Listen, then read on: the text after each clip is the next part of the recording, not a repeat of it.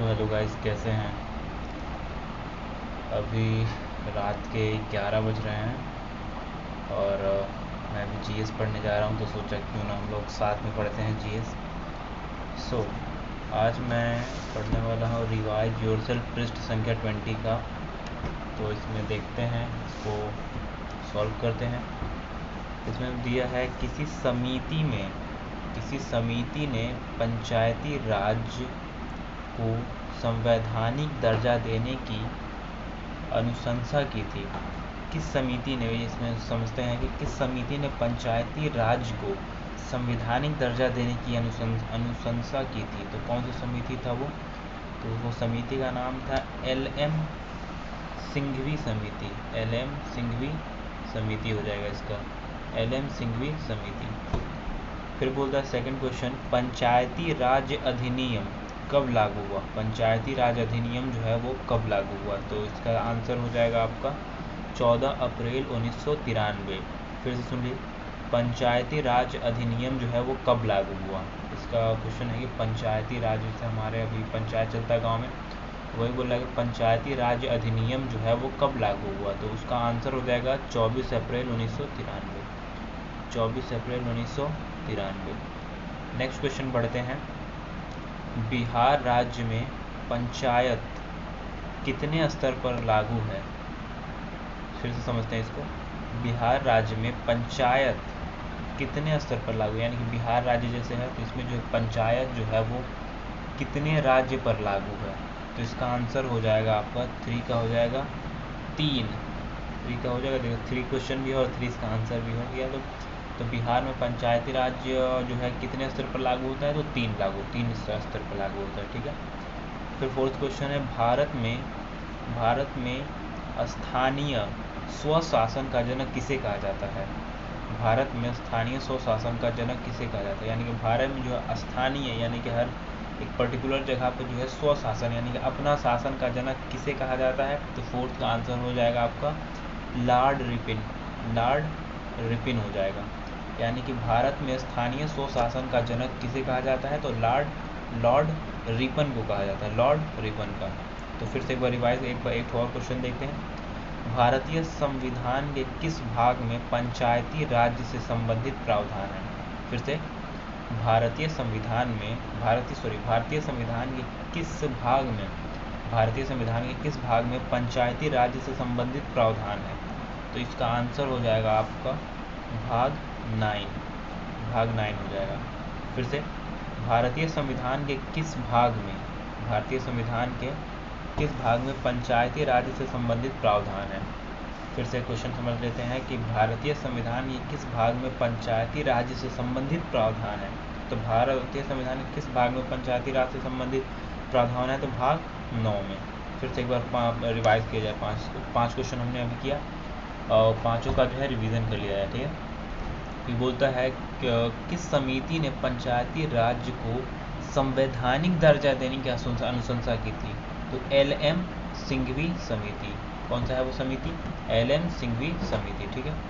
फिर है कि पंचायती राज अधिनियम कब लागू हुआ? पंचायती राज अधिनियम कब लागू हुआ? तो ये लागू हुआ था आपका 24 अप्रैल 1993 में। पंचायती राज अधिनियम कब लागू हुआ? तो 24 अप्रैल 1993, ठीक है। बिहार राज्य में पंचायत कितने स्तर पर लागू होता है? तो 3। पंचायती राज जो है बिहार राज्य में जो है बिहार राज्य में जो है पंचायत कितने स्तर पर लागू है? तो बिहार राज्य में पंचायत कितने स्तर पर लागू है? तो 3। फिर बोलता है कि भारत में स्थानीय स्वशासन का जनक किसे कहा जाता है? भारत में स्थानीय स्वशासन का जनक किसे कहा जाता है? तो लॉर्ड रिपन को कहा जाता है। भारतीय संविधान के किस भाग में पंचायती राज से संबंधित प्रावधान है? भारतीय संविधान में पंचायती राज से कौन से भाग में जो है इसका प्रावधान है? तो ये जो हो गया भाग 9 में है, ठीक है। तो और देखते हैं आगे अब। फिर है कि पंचायती राज अधिनियम से संबंधित निम्न स्तर पर कौन सी संस्था कार्य करती है? पंचायती राज अधिनियम में सबसे निम्न स्तर पर, यानी कि पंचायती राज जो अधिनियम होता है इसमें सबसे निम्न स्तर पे जो है वो कौन सी संस्था कार्य करती है? कौन सी संस्था कार्य करती है? तो इसका आंसर हो जाएगा 6 का हो जाएगा ग्राम सभा, यानी कि पंचायती राज अधिनियम जो है, पंचायती राज अधिनियम में सबसे निम्न स्तर पर कौन सी संस्था कार्य करती है? तो ग्राम सभा। ग्राम सभा जो है वो पंचायती राज अधिनियम में सबसे निम्न स्तर पर काम करती है, कार्य करती है। वो कौन है? ग्राम सभा। नेक्स्ट है कि भारत में पंचायती राज व्यवस्था को किसके सिफारिश के आधार पर लागू किया गया? फिर से, भारत में पंचायती राज व्यवस्था को किसके सिफारिश के आधार पर लागू किया गया? तो आपको 7 का आंसर हो जाएगा बलवंत राय मेहता समिति। बलवंत राय मेहता यानी कि जो घर बोल रहा है कि भारत में पंचायती राज व्यवस्था को किसके सिफारिश के आधार पर लागू किया? तो बलवंत राय मेहता के, यानी कि बलवंत राय मेहता के सिफारिश पे जो है भारत में पंचायती राज व्यवस्था को की सिफारिश पे इसको लागू किया गया है, बलवंत राय मेहता को। फिर बोलता है कि पंचायती राज व्यवस्था का वर्णन किस अनुच्छेद में? पंचायती राज व्यवस्था को जो है पंचायती राज व्यवस्था का जो वर्णन है वो किस अनुच्छेद में किया गया है? तो 8वां का हो जाएगा आपका, 8वां का हो जाएगा अनुच्छेद 14, अनुच्छेद 40। अनुच्छेद 40 में जो है पंचायती राज व्यवस्था का वर्णन किया गया है। यानी कि अनुच्छेद 40 में जो है वो पंचायती राज व्यवस्था का वर्णन किया गया है। पंचायती राज व्यवस्था का वर्णन किया गया। अनुच्छेद कौन से में? तो भारतीय संविधान के अनुच्छेद 40 में जो है पंचायती राज व्यवस्था का वर्णन किया गया है। क्लियर है? फिर बोलता है कि पंचायतों को संवैधानिक दर्जा प्रदान किया गया। पंचायतों को संवैधानिक दर्जा प्रदान किया गया, तो वो अनुच्छेद कौन से अनुच्छेद में है? तो अनुच्छेद 243 में है। अनुच्छेद 243 में पंचायतों को संवैधानिक दर्जा प्रदान किया गया है।